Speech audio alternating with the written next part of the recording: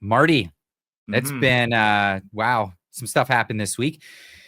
The big one, I guess the big word of the week is FAFO. Have you heard that term? I don't hear it as FAFO. I visualize it. I've seen the FAFO often, right? We all know what that means.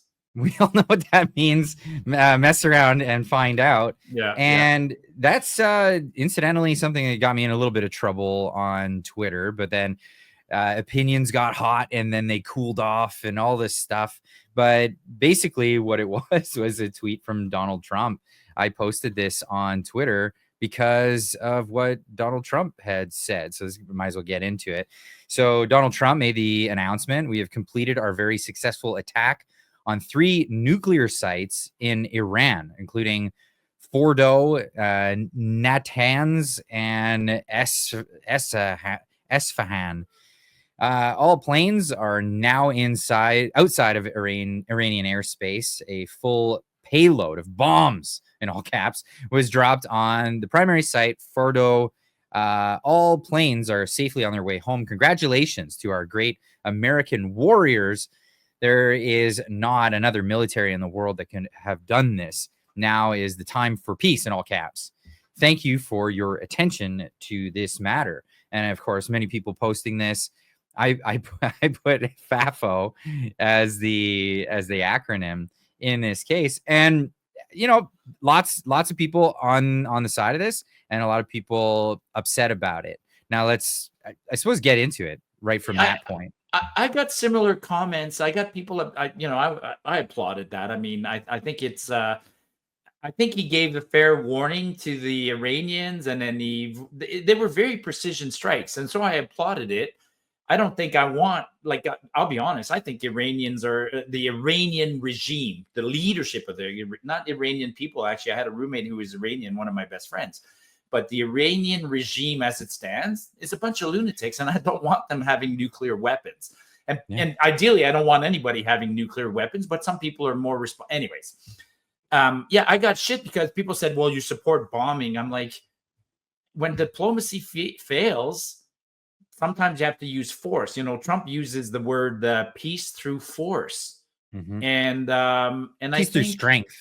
I think through strength, yeah. And I think this was a perfect example of that. Like, fair warning, diplomacy failed, and then even fairer warning is like, this is where I'm going to bomb. I'm going to bomb that site, so I'm bombing that site at like 10 o'clock. Get out.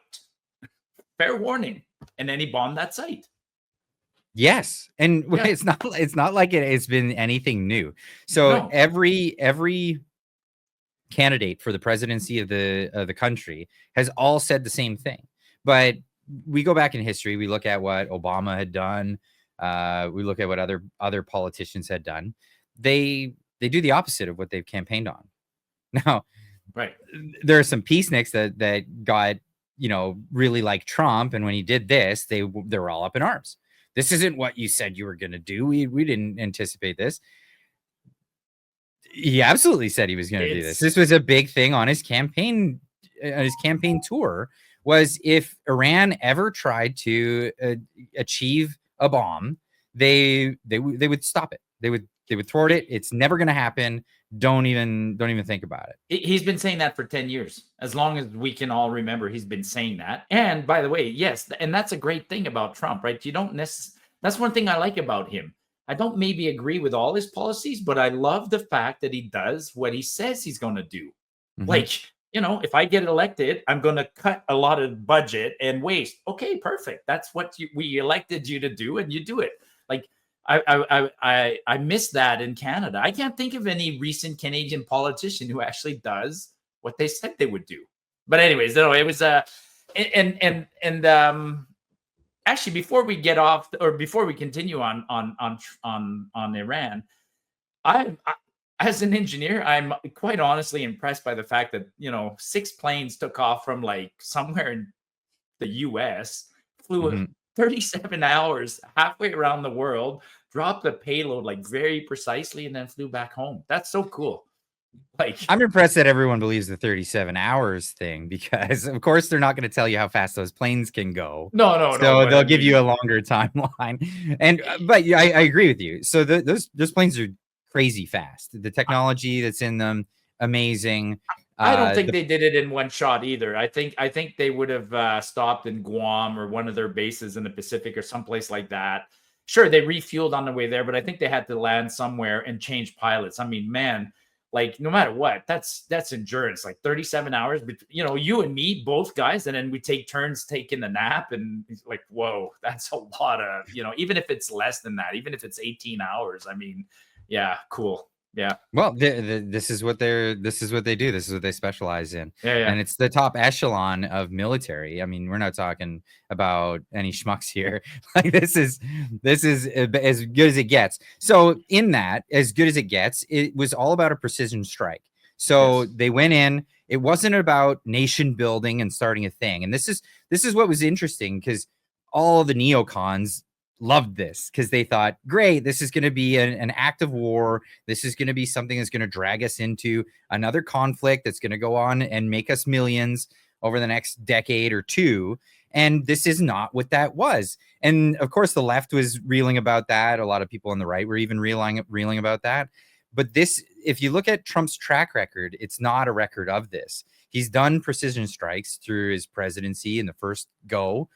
He's going to do precision strikes now. He said he doesn't want any more of these quagmires, and he's absolutely certain that this was the deal. We put it on the table. You do it the easy way, or you do it the other way. And this was the other way. It was precision strikes with capabilities that nobody else has, and kind of put that on the table.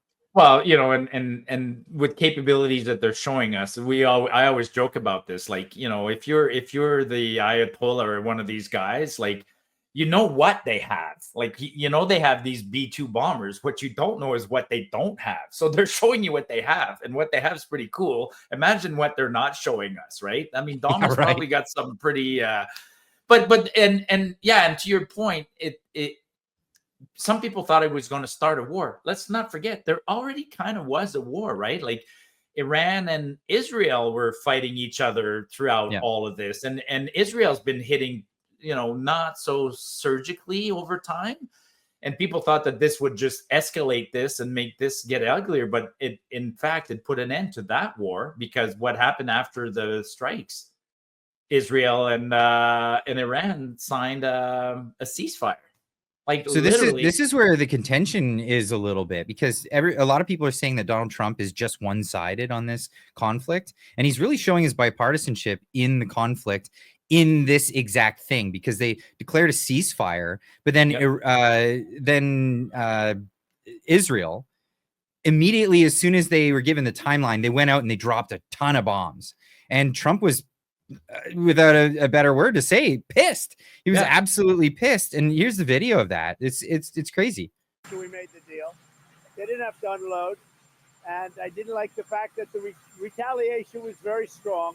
But in all fairness, Israel unloaded a lot, and now I hear Israel just went out because they felt it was violated by one rocket that didn't land anywhere. We urge both sides not to violate the ceasefire, but reports coming from the region suggest that the sides accuse each other for violating the ceasefire. So I think they both violated it. I don't think I'm not sure they did it intentionally. They couldn't rein people back. I don't like the fact that Israel went out this morning at all. Iran can rebuild its nuclear program? Well, Iran will never rebuild its nuclear. From there, absolutely not. That place is under rock. That place is. Do you believe that Iran is still committed to peace? Yeah, I do. They violated it, but Israel violated it too. Are you questioning if Israel is committed? Israel, as soon as we made the deal, they came out and they dropped a load of bombs, the likes of which I'd never seen before. The biggest load that we've seen. I'm not happy with Israel. You know, when I say, okay, now you have 12 hours, you don't go out in the first hour and just drop everything you have on them. So I'm not happy with them. I'm not happy with Iran either. But I'm really unhappy if Israel's going out this morning because of one rocket that didn't land, that was shot, perhaps by mistake, that didn't land. I'm not happy about that. You know what? We basically have two countries that have been fighting so long and so hard that they don't know what the they're doing. Do you Whoa. Yeah, absolutely. I thought I was gonna have to blurt that. No, it's already blurted. But yeah, they don't know what the hell they're doing. And this is the thing. Both sides are like Donald Trump is looking like the adult in the room here. He's absolutely looking like the adult in the room. He said what he was gonna do. He did what he was gonna do, and he didn't turn into a big thing. And it was like, okay, now cut it out. Cut it out. And it's like, you know, you're a dad, you've seen kids and the way they behave. They got to throw that one little jab in at the end. Go, ha, I got you. No, stop. Like that's yeah, it. well, no, and it you know, in history, whenever there's been these ceasefires, like I'm talking throughout history, there's been a lot of times where they're, you know, the two sides agree to giving each other a half a day or whatever to stop some stuff that's underway. Sure, back in the days when you had to send Morse codes or stop your submarines, it was a little bit complicated. But yeah, you know, Israel could have stopped the planes. They even use that excuse, like the planes are already on their way. It's like, well, you pick up the phone or the radio and you go, hey, you know, abort the mission. You have communications. Yeah, yeah, absolutely. we have ways to do. Yeah, so yeah, he sounds like an adult. He sounds like definitely a statesman. Definitely sounds better than Joe Biden. Can you imagine Joe Biden? You would have just sent him a pile of cash, right? Yeah. Well, I'm like, poor Joe. Where is Joe? Anyways, I don't feel sorry for Joe at all. Now, is there truth? Is it true that some people nominated Trump for the Peace Prize? I wouldn't be surprised. I'm sure somebody's nominated Trump for the Peace Prize. Like, well, he was the first go. Well, I think people were calling for the nomination the first go around with the Abraham Accords, and now now with this, just because of this, they're nominating him again. Like that'd be interesting. I mean, you know, if you get, cool. They won't give it to him just because Orange Man bad, right? Yeah, it's crazy. It's like you can't. He couldn't do anything. Like you could actually make world peace happen, and they would still call him a villain. Yeah. But now, after all this, though, I'm still a little worried. You know, he might have to go and do a little bit of cleanup in 6 months or a year from now. He says everything's under rubble. They've changed their story a little bit since that interview when he was on the lawn of the White House. Now they're looking at it going, okay, it was surgical. It was pretty good. And the Iranians are stubborn. They said, we're going to rebuild. I'm like, holy smokes. Like, okay, well, then you're going to be in that. What comes after FAFO? Like, then there's a big FO. Like if Iran tries to rebuild, well, actually, it's related to this. One of the reasons Iran, I'm surprised they still want to rebuild because right now, nobody wants to be a general in the Iranian army. Well, at least don't leave Iran as a general. Don't go anywhere. Did you see that story? Did you see that story? We actually, we're actually trying to extradite a bunch of Iranian officials. The Americans are doing it, and we're going to do it too. Is that right? Yeah, that broke today. Maybe we'll save that one for next week, or maybe we'll see more. It was kind of hidden out there, but the Canada Border Security Agency did put out a small press release saying that they're aware of there's a list and there's people that they're trying to round up. There are senior Iranian people that they're trying to round up and send back to Iran. So, they're people that are here in our country. Oh yeah. I mean, this is Trump. This is good, right? Like this is Trump said it, man. Like I'm taking care of Canada or of my country. I'm going to improve my economy. I'm going to secure my border, and I'm going to use power to force peace. So he's having a huge influence. I mean, despite everything that Carney and others are saying, they're bending to Trump, man. They're totally bending to Trump. Like, you know, and now it makes sense why he left the G7. I thought he was bored. I knew there was something going on, but he had bigger fish to fry. Yeah, he had bigger fish to fry. But now this leads us well into, you saw what happened where after the G7, Carney and Trump and all of them, there's a NATO meeting. So while all this was happening, all the heads of NATO were I think they're in Brussels, where NATO is headquarters, and they've been in Brussels for 3 days now. And man, like when you mentioned the kids, do you have the clip of the president of NATO sucking up to Trump and calling Trump Big Daddy? I don't. Did he actually say those words? Oh yeah. And now it came out wrong because he's Dutch and he's, you know, English is a second language, but he was literally talking about just exactly what you said, two kids fighting, Iran and Israel, and Trump having to be the father who breaks up the kids, and he called him Big Daddy on stage. I think I got the clip. Here it is. Yeah, That's maybe from that one. Cullen Yeah. Rugg. I mean, we may do papers on it, Marco. Maybe we're going to do papers. I don't even know if you need them. They're not going to be fighting each other. They've had it. They've had a big fight, like two kids in a schoolyard. You know, they fight like hell. You can't stop them. Let them fight for about 2-3 minutes. Then it's easier to stop them. And then Daddy has to sometimes use strong language. You have to use strong language. Every once in a while, you have to use a certain word. I mean, we make And then Daddy's got to come in. He's a schoolyard analogy, not a Well, parent analogy. and that I did the parent analogy. That's hilarious, though. Yeah, and that's the president of NATO. And then afterwards, he got asked on stage. You know who that is, right? Yeah, that used to be That's Ruta. He got voted. Yeah, He got Rutte. ousted from the Netherlands by the farmers and the Farmers Party, and now he's in charge of NATO. This is more failing upwards. It's crazy. They always reappear somewhere, right? Every time these guys get punted and fail, they reappear. I mean, I'm wondering where Trudeau's going to reappear. Actually, we saw a clip of Trudeau come out this week, right? You saw Trudeau in the toy store? No, I saw that he was trending. I ignored it.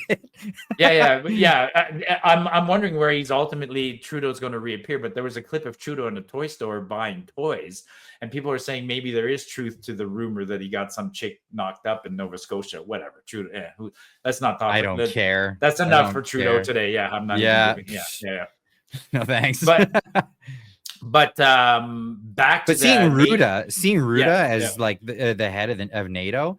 It makes me wonder, like that guy was with the World Economic Forum. He was putting forward an agenda to take out farmers in 3 separate countries to make a giant city state in Europe. That was their plan. And now he's in charge of NATO. They keep going forward with their plan. That's exactly what they're doing. And they talk shit about Trump behind his back, but when Trump shows up at the event live, like he did this week, they all suck up to him. Like and this week, even Carney, right? Carney's going to say whatever the hell he wants. Carney agreed. It's not even 2% of GDP now. Carney agreed to jack up our spending on defense to 5%. 5%. And he didn't come up on that on his own. That's none of his own initiative. That wasn't on his platform. Why is Carney jacking up our spending on defense to 5% GDP? Because Trump told him to. Yeah, but this is the crazy part. Is Trump, if you ever get into the art of the deal, what is his first thing? You ask for too much. Yep. You ask for way too much. And then when they reel back, set your goals at what they'll reel back to. And then that's exactly what you want to get. So you always ask for too much. Carney's just he's a world banker. He doesn't understand how money works, interestingly enough. He doesn't understand how actual resources work, and you can't just print things into existence. Oof. And boy, does he want to do this. 5% of our GDP. How much is that worth?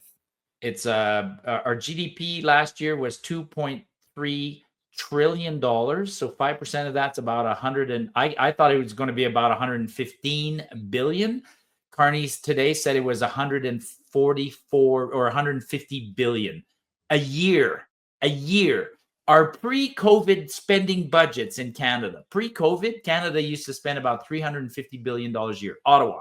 So even in post-COVID budgets, which are, we don't even know what Carney's philosophy is. If you don't produce a budget, then you can't be over budget. So,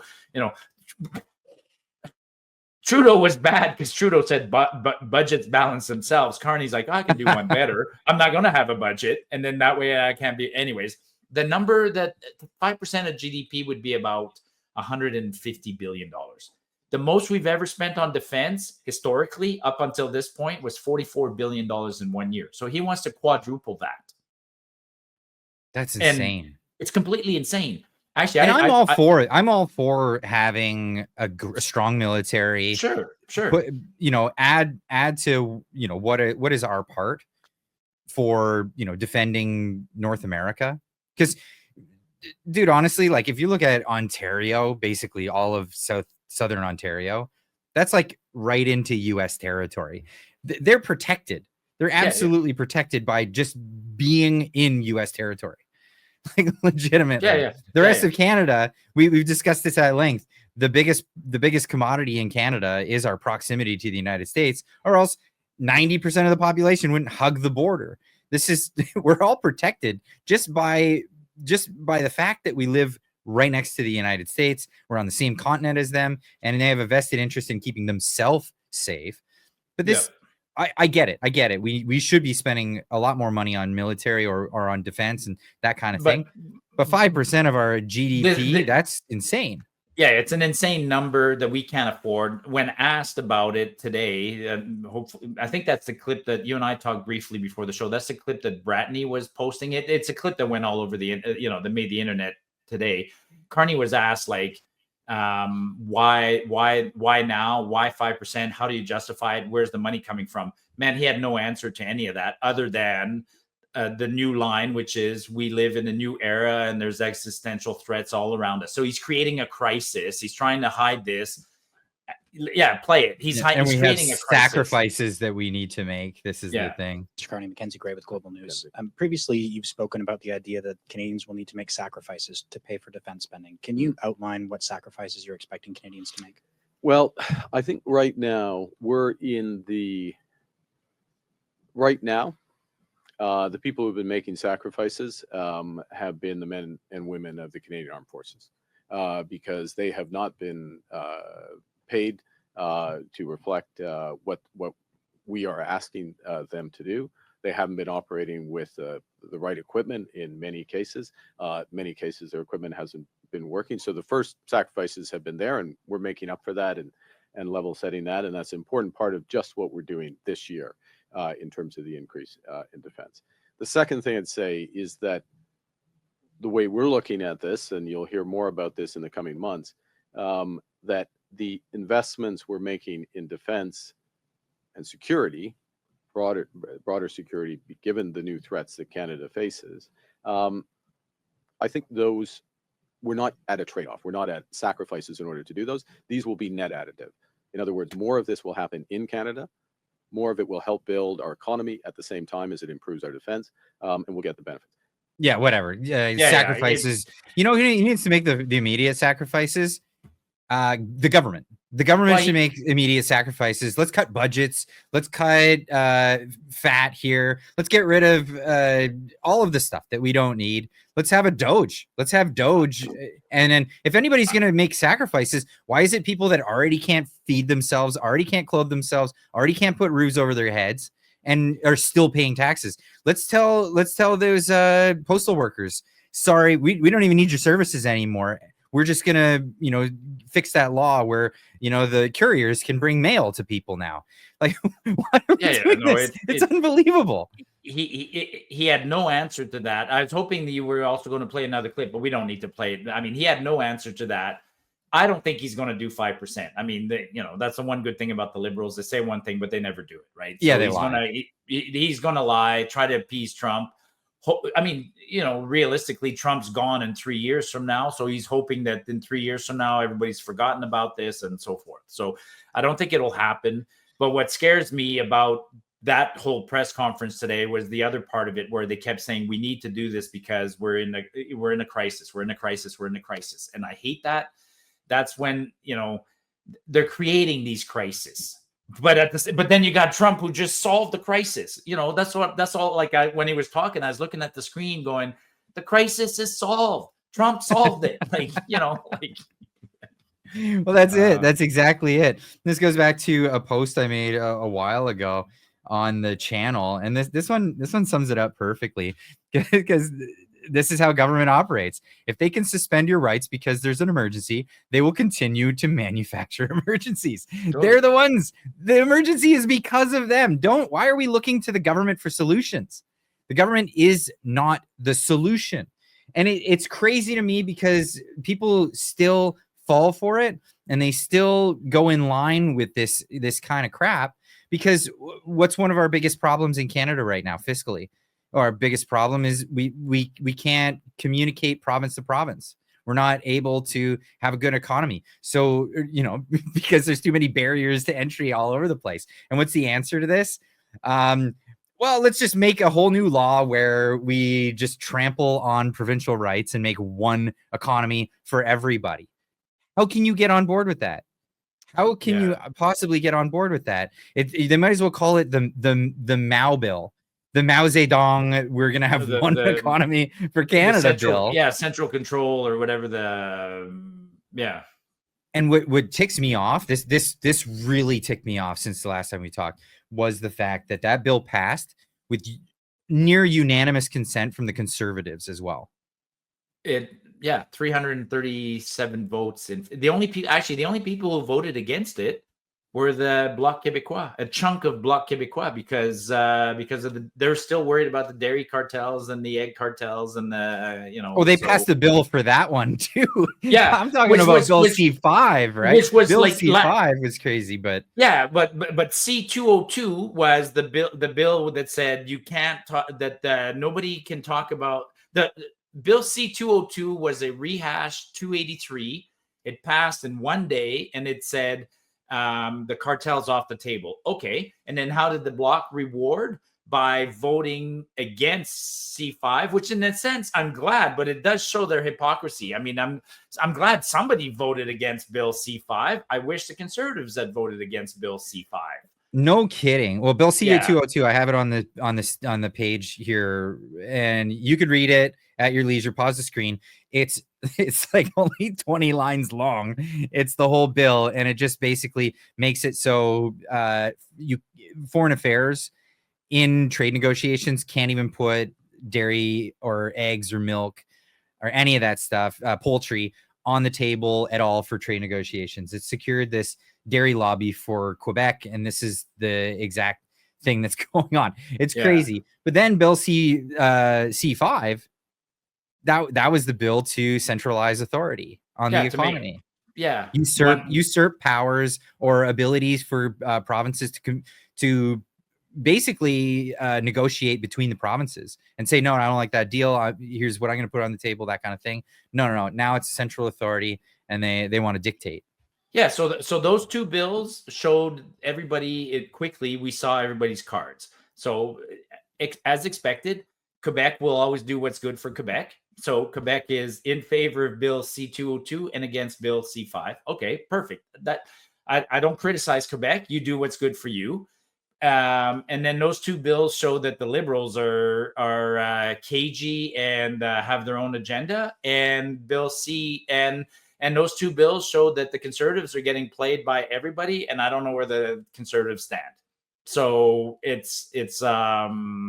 was revealing. but equally frustrating, apart from the bills, is that we're in the middle of an existential crisis. The Liberals got elected on the fact that we're in the middle of an existential crisis.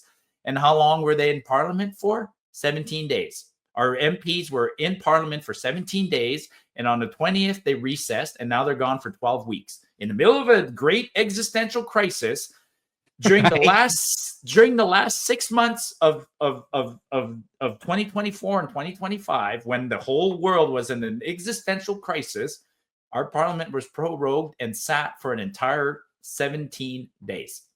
Hey Marty, you worked in the oil field. You worked in pipelines, construction, and all that stuff. If a pipeline burst, would you just put it off and go on summer holidays?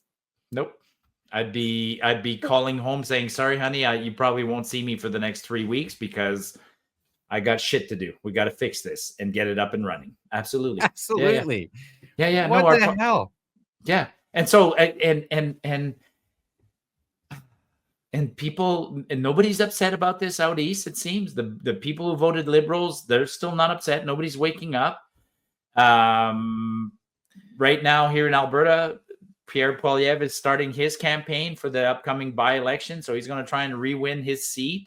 We just had 3 by-elections here in Alberta where the NDP got 50% or 44% of the popular vote. I'm like, God, people, like everything we try to do, Clyde, you and me, and hundreds of other influencers to wake up the population, we can't seem to wake up the population. There are so many conservatives that were proud, federal conservatives are proud of that C5 moment. Yeah. And even commentators, it seems like mostly ones from Eastern Canada that were totally on board with this. Yeah, let's usurp the the sovereignty of the provinces. I mean, that sounds scary as hell to me, It's right? Like when he said it, like not 13 economies, one. No, he didn't say One. economy. Yeah, and it's the way he said it, one. I'm like, yeah, your definition of one is not a Team Canada. Carney, your definition of one is we decide what's good for everybody, and that's why I'm scared of that. I'm scared of Bill C5, but it's not passed, right? Officially, Bill C5 is they were applauding themselves. Now it has to. It still has a few steps to go through. It's still. It's still got to go. It's got to go to the Senate. So it goes to the Senate, and it went first, second, and third reading in the Parliament. Yeah. So it's going to go to the Senate. Our sober afterthought, which is a bunch of Liberal appointees under Justin Trudeau. So the Conservatives are patting themselves on the back saying, oh, there's a couple amendments that we didn't like and we got rid of those. Guess what's going to happen in the Parliament or in the Senate? So it's going to get put them right back in. Well, in different wording and different ways. Yeah. Let's watch how it happens. Watch how this happens, because this is where it further evolves. This bill is going to further evolve into something else. Oh, yeah. Okay. No, I agree. Yes. Sorry. Yes. You were saying the Conservatives are patting themselves on the backs for taking those words out, and the Senate's going to put them back in. Absolutely. The Senate's going to put them back in. That's what I'm saying. Yeah. Sorry. I misunderstood. I was thinking you were talking about I had the two parties wrong for a second there. I was like, no, why would you're right. You're 100% right. Yes. Yeah. They're going to put those words back in, and it should never have passed. Or if it passed, it passed without the consent of the Conservatives. Right now, at this point, it's like, holy cow, the party of the Conservatives seems to be completely against the Western provinces. It just they're not in line with it. They don't have the same mentality. They don't have the same worldview. They don't have the same ideas of how good governance works. And this is putting a bit of it's almost like a line in the sand moment.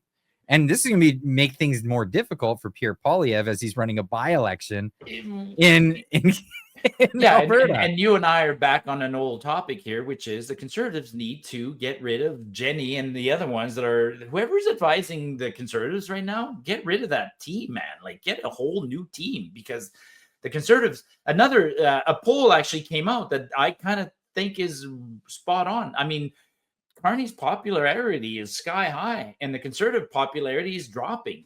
So, the Conservatives are being played. The Liberals are playing it well, and nobody's paying attention. I mean, nobody's paying, like, the media is helping. The media is helping. Nobody's paying attention. I mean, we talked about the stories that are making the news. Nobody talked about inflation. Carney's walking away scot-free. Nobody talked about the Bank of Canada last week. Still nobody talked about it, right? Bank of Canada annual report comes out. Bank of Canada lost $3 billion. Value of its assets down $160 billion. Bonds are worth shit, blah, blah. Nobody talks about it. What came out yesterday? Inflation numbers on the rise, 1.7% inflation. Everybody goes, well, it's only 1.7. Yeah, it's 1.7 because it's the average of all the stuff, right? Because inflation is down to zero in entertainment and clothing and travel, because people have zero discretionary funding left. No money. After tax, you got nothing left. So, of course, those categories are going to zero because nobody's spending on that stuff. It's not because of what governments did. No. Inflation is taking care of itself. People are broke. And what categories are sky high on inflation? Housing, 3.5%. Food, 3%. All the things that matter to us are in the 3% range, but because there's a few numbers at the bottom that are zero, average inflation is 1.7, and people go, it's okay. It's right in range. Right in range. This is what they always do. I've been talking about, man, I swear I preach about this all the time. Yeah. The fact that the consumer price index, so let's just straight out. They juggle it because they take out numbers. Inflation is not prices rising. Inflation is monetary supply increasing. It's the amount of dollars that are out there. That's what inflation is. The rising prices is a symptom of inflation. It's the way we measure how much inflation, how much it's affected us. And the thing is, they just bosh the numbers. they throw they change the ruler for measuring what this is. And yeah, you're right, entertainment, that kind of stuff, that could skew the numbers if it's already in the basket of goods and the consumer price index, the CPI. So if everybody's poor and we have like movie theaters and popcorn and sodas and all this other stuff, well, people are having a lot less of that stuff. They're having a lot less of it. So the companies that sell it are going to lower their prices. So you get a little bit of deflation in those items. And then they add that to the consumer price index. It's completely unfair. Well, and then they change the weights and measures, as we've talked about. Yeah, every 6 months they change the weights and measures. So temporarily after they change the weights and measures, inflation goes up mathematically, because, you know, we're going to get at a point where the basket of goods that Canadians buy is going to be housing and food and maybe a little bit of transportation, because we can't afford anything else and we're not buying anything else. So they won't even be in the basket. Now imagine if that, and I'm kind of creating that basket when I report on inflation. That's what I'm showing people. I'm like, you might as well ignore this stuff because you're not buying it. So look at the things that matter to you. And if you look at food, transportation, and housing, inflation in this country is running at 4%, 5% almost, which is super dangerous, super high. And we see like this week, I don't know how many tweets I saw, but people are almost crying online because their tax bills are coming in and they're having to pay their municipal taxes. And in a lot of provinces like Quebec and places, BC, you guys, where you have rent control, this is the time of year where the rent increases happen. And everybody is like, you know, one lady in BC today said like her rent was $3,000 a month. Like, how do you rent a house, a 2-bedroom apartment for $3,000 a month? I've been doing that for over a year, Marty. Holy shit, man. Like, I've been doing that for over a year. That's and crazy. This is why we're leaving Canada. The only reason why we're still doing it is because my wife hasn't gotten her green card. Yeah, that's crazy, man. $3,000 a month for rent for a 2-bedroom apartment. Marty, this is what happened. So I got, you know the story. People maybe don't know the story. I got evicted. I got evicted from my place by the landlord that I was in at 10 years, and they evicted us and sat on the place empty for 6 months and then relisted it for 3 times the price. Yeah, and we couldn't find another place. Yeah. No, he didn't know renos. He didn't know renos. He just left it empty and that's the thing. So yeah. No. This is the economy. It's crazy the inflation that's been going on. Because we skirted around inflation by being renters for 10 years, and we basically had the same price rent for 10 years, and that's amazing. We benefited from it. The landlord's like, screw you guys, I'm gonna get a paycheck. And then, but this isn't just me. It's happening to so many people in Canada. And it's like, well, what can you do? You have to leave. You have to leave your town if you can't afford it anymore. It means you got to quit your job. You got to do all this stuff. So, I mean, it's crazy. And it's all because of this inflation. Now, I wanted to bring this up because this is an interesting one. As we were talking about the CPI, a better index is actually called the Big Mac index.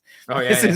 This is one that somebody invented because they're like, CPI is different in every country. Why don't we make an index of how much it costs to buy a Big Mac at McDonald's, and we'll do the Big Mac index to show inflation based on what people pay for a Big Mac, because it's the same product everywhere in the world. It's sold everywhere in the world, and it's priced according to your country and what that is, what the value of the dollar is there, or whatever currency you use. So this is actually a better form of measuring inflation than whatever numbers the governments are giving you. Yeah, it'd be like using a dozen eggs or a loaf of bread as an example. Absolutely. Yeah. So what country, I didn't see closely, what country's got the most expensive Big Mac? It's Switzerland. Yeah. Oh, is it? Oh, God. Yeah. Le Big Mac. No, what do they call them in Switzerland? The Royale with cheese. No, that's the quarter. Oh, that's in France. That's in France. That's in France. Yeah. From Pulp Fiction or whatever. Yeah. Insane. But yeah, this is what Canadians are going through. What's that gonna look like? It's gonna look like people leaving the country. That's what it's gonna look like. Because in my case, it was I'm a dual citizen anyway. Do I go to another town and just go through this all again as the inflation catches up to whatever cheaper price that we got by moving to a different town after quitting the job, moving all our stuff and all of that stuff. Why not just go into the United States where we know it's better? Yeah. Well, yeah. Well, I mean, one good bit of news, we talked about it last week. One good bit of news is the one promise that the Liberals did keep. At least I hope they kept it. Maybe they're lying to us, but the immigration numbers were down. That was the one good piece, right? So first quarter of 2025, January, February, March, only 20,000 new people came into the country. It's like, wow, that's crazy. From 1 million the quarter before down to 20,000. Hopefully they're not. If they're not lying to us, and they've stalled immigration right down to zero, then things should catch up a little bit. You know, quarter one, 800,000 people came into the country, Marty. That's not what, or maybe it was quarter two. No. Net population did not increase.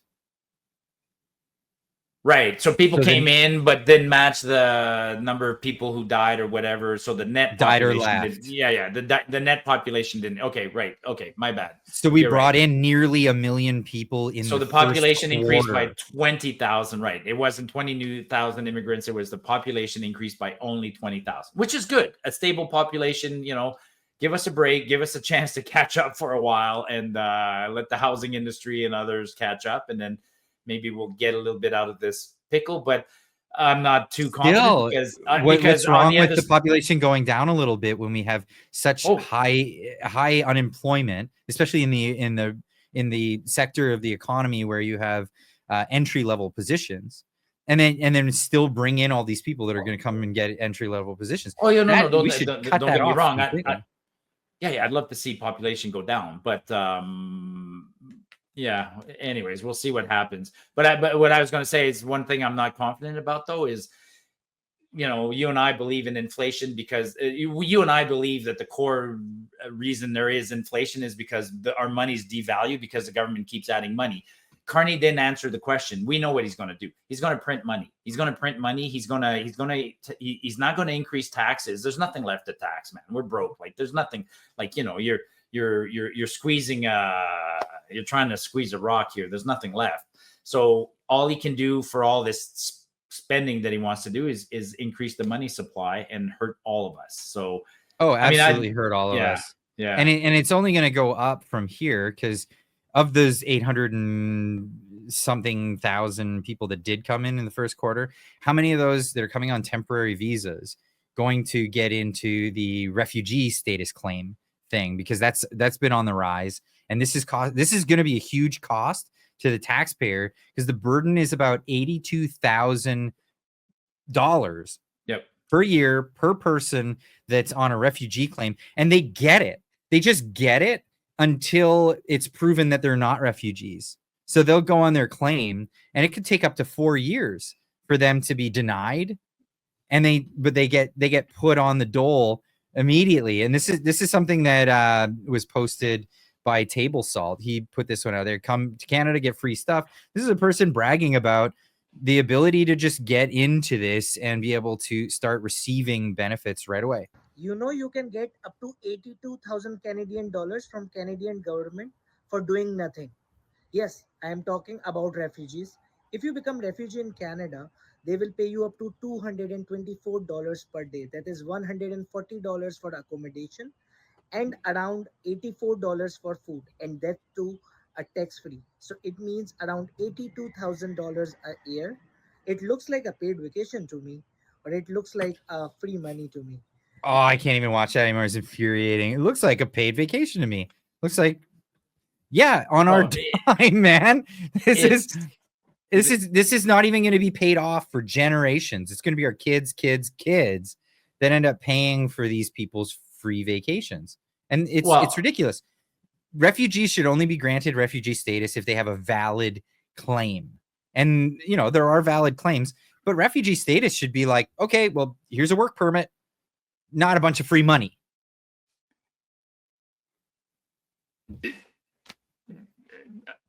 I lost my train of thought. I was sorry. No. You know, I was looking at that video and I was thinking He's only revealing some of the, like, you know, you can go on the internet. It doesn't end with that, right? It doesn't end there. Like, that's the basic money they get. You go on the internet and these guys are sharing videos on, hey, use food kitchens, you get free food. Hey, do this, you get this. Do this, you get that. Hey, go apply for the student loan and then cancel, and then you still get this. Bring your grandmother and then send your grandmother back over there and she'll get this. Like, there's a whole industry growing around how to abuse the generosity of Canadian taxpayers. Like, it's crazy. You know, what was the other one somebody explained to me the other day? Somebody showed me one. I think it was Kirk Lubinoff, right? Kirk posted something about how well, it related to that other bill that's making its way through the House of Commons, right? The bill that wants to grant citizenship to people born outside of the country automatically to first generation Canadians. Because right now, if you leave Canada and you have a kid, your kid will be Canadian because you're a multi-generational Canadian. But if somebody from Lebanon, I'm a first generation Canadian. Are you? Okay, well then maybe both of my parents are immigrants. Yeah. Okay, so then it applies to you. So the law is right now, if you leave Canada and you have a kid born outside of Canada, your kid's not a Canadian citizen automatically. You'd have to do a lot of work to get that. But the government wants to change that. And it's okay. There's valid reasons to change it. But again, it creates abuses, man. Like, you know, people are suddenly going to leave here and then they have kids and then they never come back here. And I'm getting fed up with that. In fact, weirdly, coincidentally, this week, Alberta posted a website with 6 questions. The Alberta government makes people look at 6 videos and then do the survey after you look at the video. And one of the sections is on immigration. Alberta's getting serious about, I've been proposing this for a long time, Alberta's getting serious about denying benefits to immigrants here for like a period of time. You come here in the first year or the first 2 years, sure, welcome here, go get a job, but you're not entitled to whatever, healthcare and a whole bunch of other things in your first year. They're proposing it. They're surveying it. They're asking Albertans, how do you feel about that? So I thought it was an interesting timing on that. It's well, Alberta this week or last month passed 5 million people. For me, that's crazy. When I first got to Alberta, there's only 1 million people here. 40 years ago, there's 1 million people. 40 years now later, there's 5 million. 5 million. That's double, twice. You know, from 1 to 2, 2 to 4, and at that rate, we'll be at 8 million in what, like 20 years? What, 2.5 of them are voting NDP? How? What happened in that by-election? Well, there was 3 by-elections, 2 in Edmonton. So in Edmonton, I give up, right? Edmonton shows cities compared to rural. So in the two Edmonton ridings, the NDP won, kept their seats, and got about 50% of the vote. So it's hopeless for cities in Alberta right now at this point. The cities have become socialist. And then in the one rural riding, which is probably the most conservative riding ever, it's just north of where I live, it's called Olds, Didsbury, 3 Hills.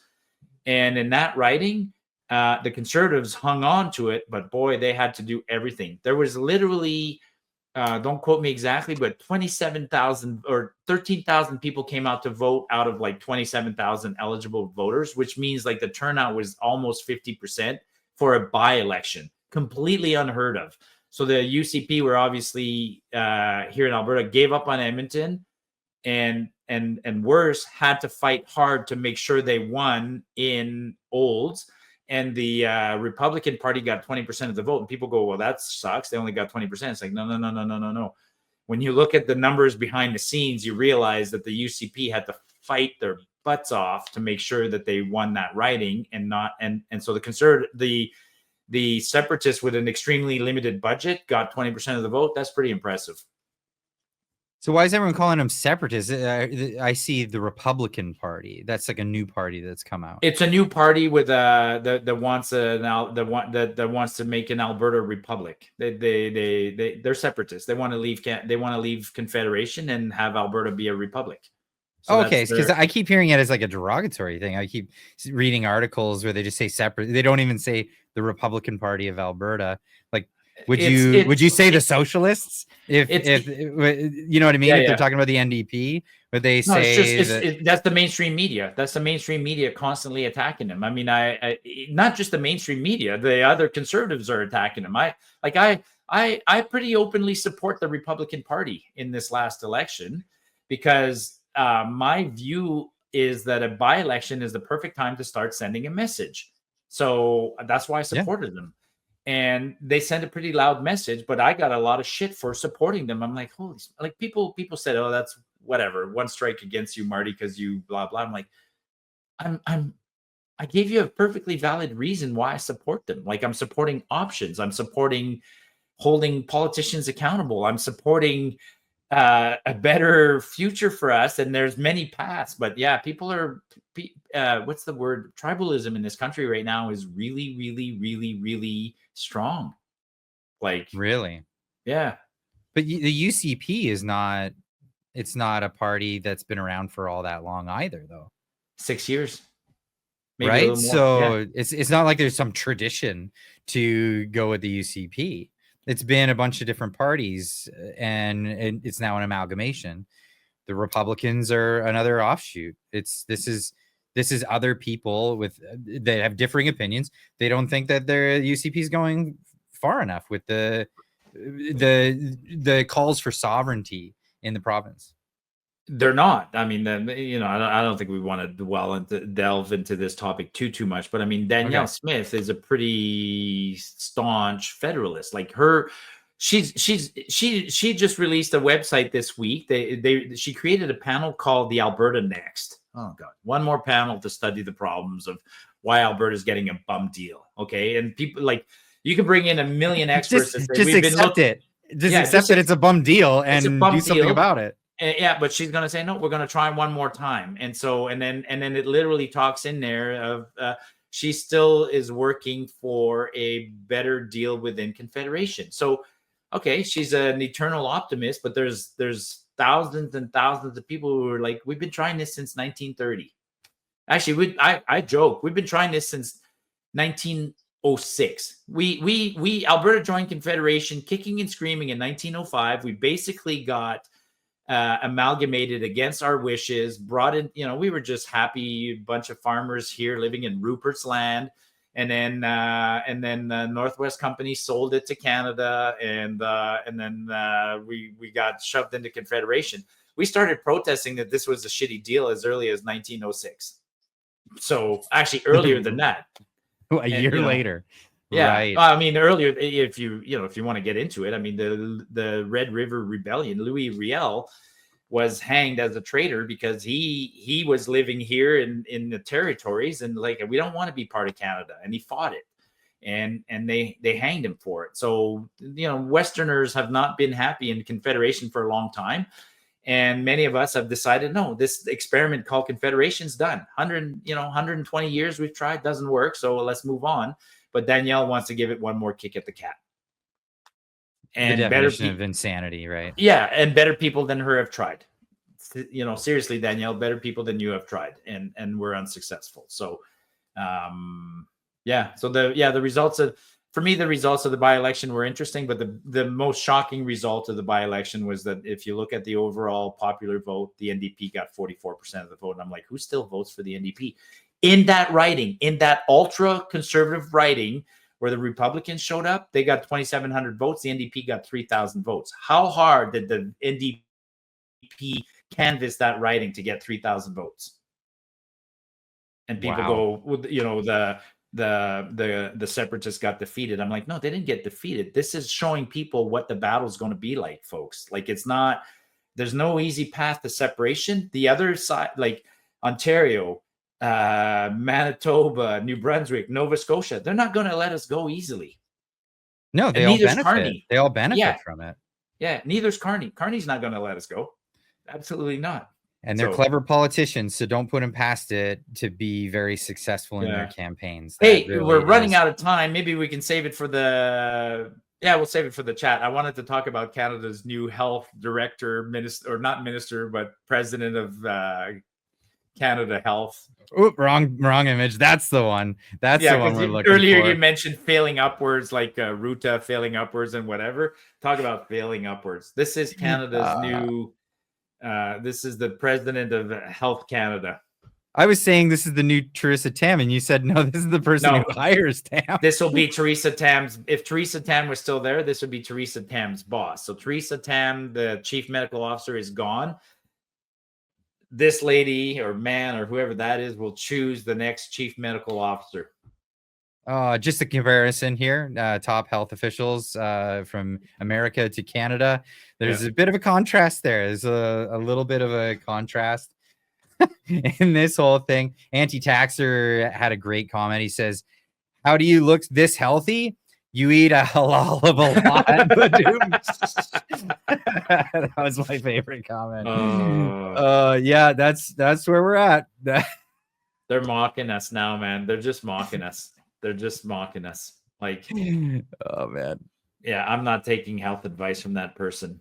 But that's probably a $300,000 a year job, maybe even more. 400. Actually, it's more than that. I bet you Tam was making $500,000 a year. Yeah, so her boss is probably going to be making a lot more. And her experiences in what was it? Counting the she was a COVID contact stuff? Yeah, she was a contact Yeah. tracer, like in charge of contact tracing. Basically, they're the people who hunted you down if you weren't vaccinated and came into contact. If they learned that you had been on a plane and were unvaccinated, that's what contact tracing means. They're the ones who figured out who was connected to who when there was outbreaks.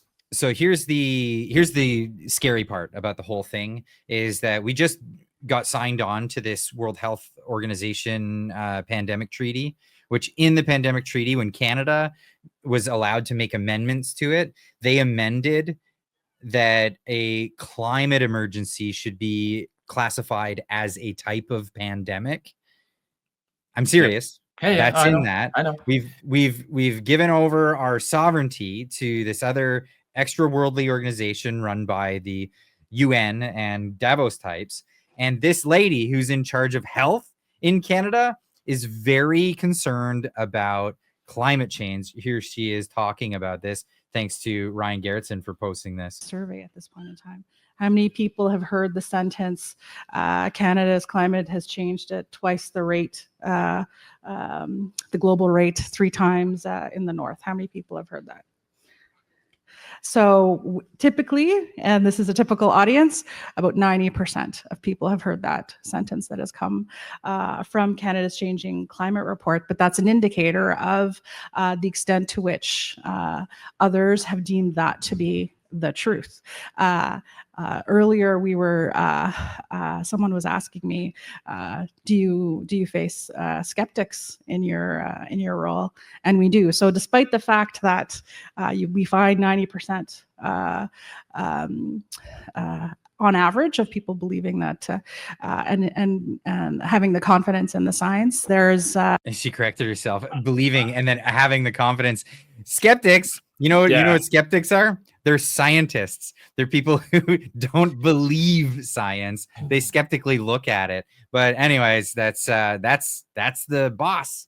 Now that's crazy. That scares the crap out of me. It scares the crap out of me too. Like because they're if they're willing to do this openly, they know there's no they can basically do anything they want. Like we can protest all we want, doesn't matter. That's the boss. That's the new president of Health Canada.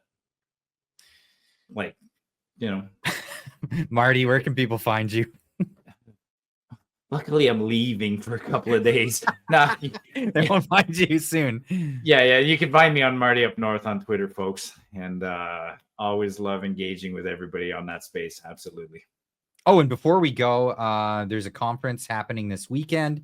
It's going to be in Toronto. I'll be there. So if anyone's in the Toronto area, we'll leave a link in the description down below. Go check this out. But this is it's the United Against Extremism conference. It's a national security conference. We're going to be talking about national security issues in Canada, worldly national security issues, and stuff to do with the internet.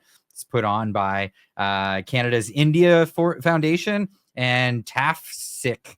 So that's it's going to be good. We'll be flying out to Toronto to check that out. So if you have the time and you're in the neighborhood, come check it out. We'll see myself, Jasmine Lane, Josh from Elevate Podcast, Wyatt Claypool is going to be there, and a number of other really cool people. Daniel Boardman, he's going to be there. So yeah, come check it out. Anyway, let's do this next week, Marty. Cool. Actually, No, not next week. Yeah, next week I can't. It is next week that I cannot. So next week I come back from. I'm going up north to set up my hunting camp, and then I come back on. I come out of the bush on Tuesday, but I promised that I would stop at the lake. We had that fire at the lake, and then I'm going to take my chainsaw, and I'm on my way home. I'm going to stop there, go cut trees, clear up the mess, and everything else. So. I wish I could have. Yeah. So I can't be here Wednesday. So 1 week off, but if you're watching this live, don't leave now. I see a bunch of people already leaving. Actually, we should do something cool. You should get a guest co-host. Like I'll do that. Yeah, I'll do that. Just say, hey, who wants? Like call Yukon Strong or somebody like that, and say, hey, who wants to step in as get somebody with a strong beard and as good looking as me to step in. All right, I'll make that happen. All right, folks. If you're tuning in live, stick around. We're going to be doing the Q&A. If you're watching this after the fact, well, we'll see you next week. Good to see you. Cheers. Cheers.